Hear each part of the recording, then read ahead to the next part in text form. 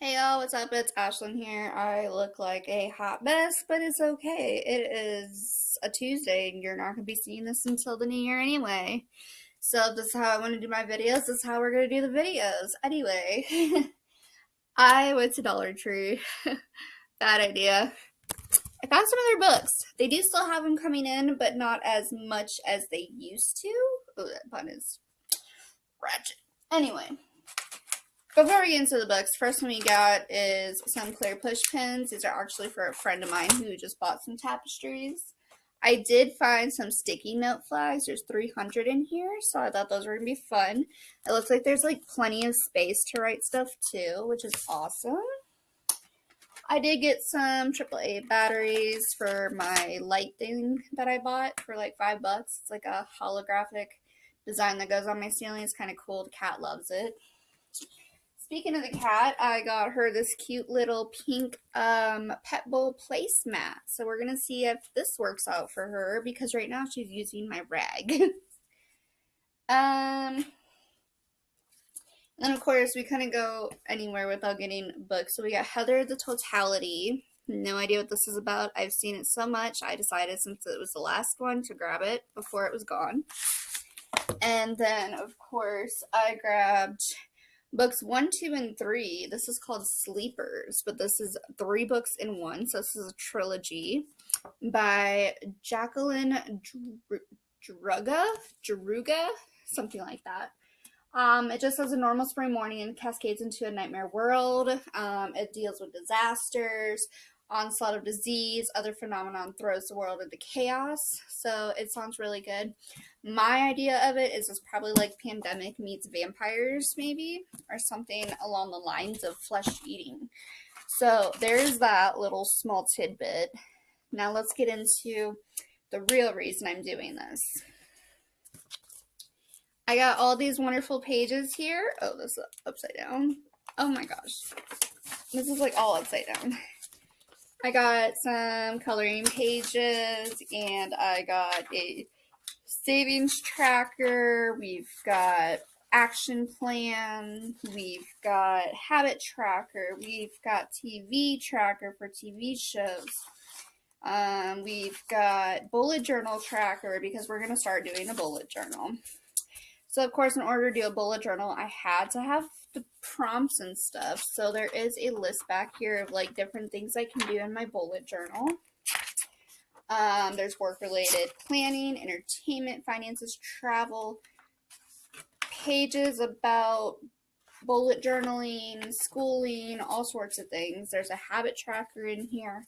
There's a weight loss tracker. There's a workout tracker. There's TV tracker, there's a whole bunch of things, a book tracker, some fun fact things, and then there's like, I don't know, I really don't know what to expect with bullet journaling. It's something new I'm going to take up for 2022, but then the last thing I have is I have a book haul from the library. So these are going to be books I'm going to be reading in January. So some of these are going to go with the Buzzwordathon prompt by Books and Lala, and some of them are not. So give me 1 second.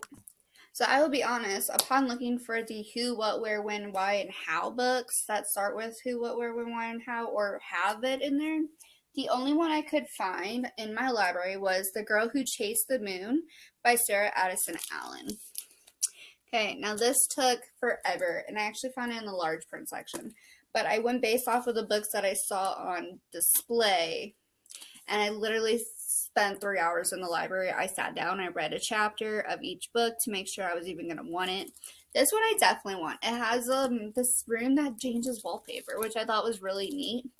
And then something about a moon charm bracelet and a love affair and baking. Lots of baking in this. The one person, like the neighbor of the grandfather of this granddaughter, her mom passed away, I believe. And basically what happens is her neighbor's a baker and has a love interest. And I think there's going to be something that intertwines there somewhere. I'm not 100% sure. But I grabbed this one to go with the who, what, where, when, why, and how. Now, these other ones are just specifically because of the fact that I wanted to read them.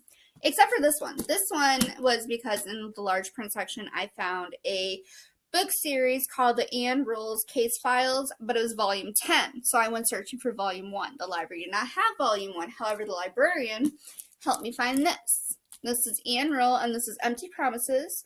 It's Anne Rule's Crime Files volume 7, unfortunately. But it is said that it can be a standalone if need be. So we're going to try that.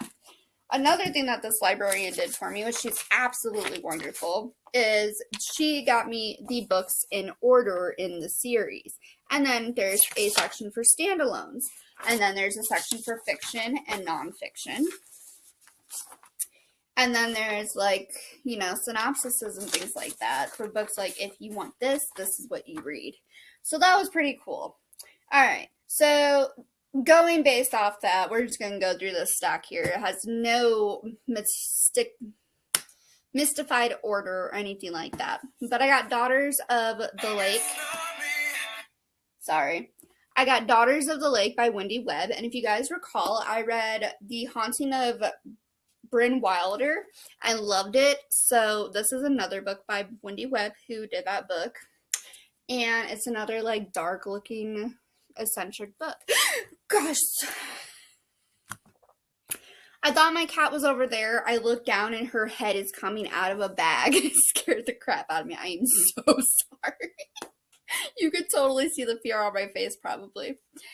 Anyway, upon looking for the who, what, where, when, why, and how books, I didn't find any more, unfortunately. But I did find this. This is on display. This is Helen and Troy's Epic Road Quest. Its mythic journeys aren't all that they're cracked up to be.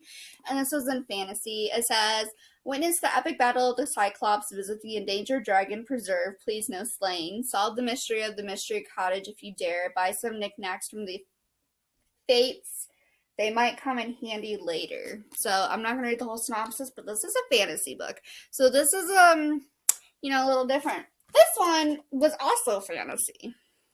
I didn't know Bryn Wilder was a fantasy writer. So, I mean, Wendy Webb was a fantasy writer. Because I guess they're trying to say, too, that The Haunting of Bryn Wilder was a fantasy, which doesn't make any bit of sense to me. It deals with the supernatural, so you would think it would be a supernatural read, but they're saying that it's a fantasy. So, okay, we'll see. Next I got The Body Lies by Joe Baker, best-selling author of Longbourn. And basically what I saw when I opened this up and looked in this little section right here is it's a book about a book who with a novel of psychological suspense that grapples with how to live as a woman in the world, or in the pages of a book when the stakes are dangerously high. So basically it's a book about a woman who lives in the real world and she doesn't know how to cope until she finds like a manual basically for women. Pretty cool.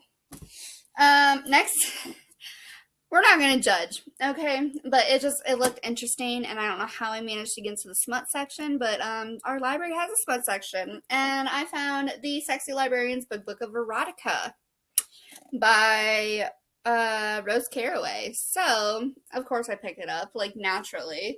As a sexy librarian and erotica in the title together, yes please. No idea what it's about, but we'll find out. This is another, like, pickup that I did. It's called Shame on You. It's the first in this Fool Me Once series by Tara Civic. I have no idea what it's about. Basically, it's an erotica again. So, with that being said, it's the first book in a series. Picked it up. I picked this one up. This is called Girl Town. No idea what this is about. It looked interesting. It deals with a heavier set female. So I thought that was really cool because you don't usually see that. It looks like she falls in love maybe with another woman. I'm not sure.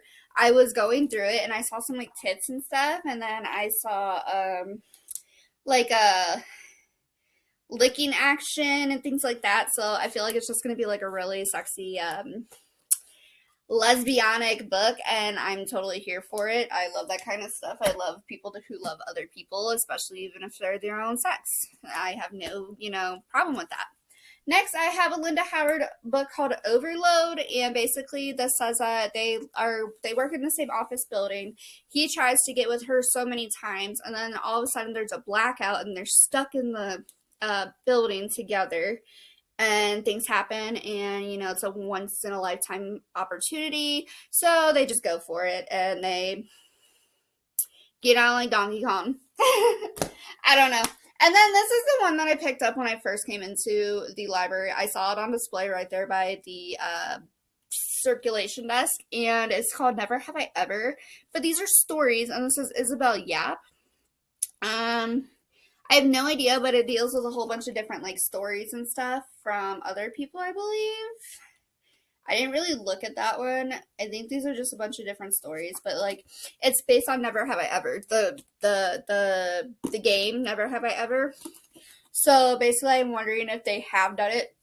This is their story as to what happened, and I thought that was really cool.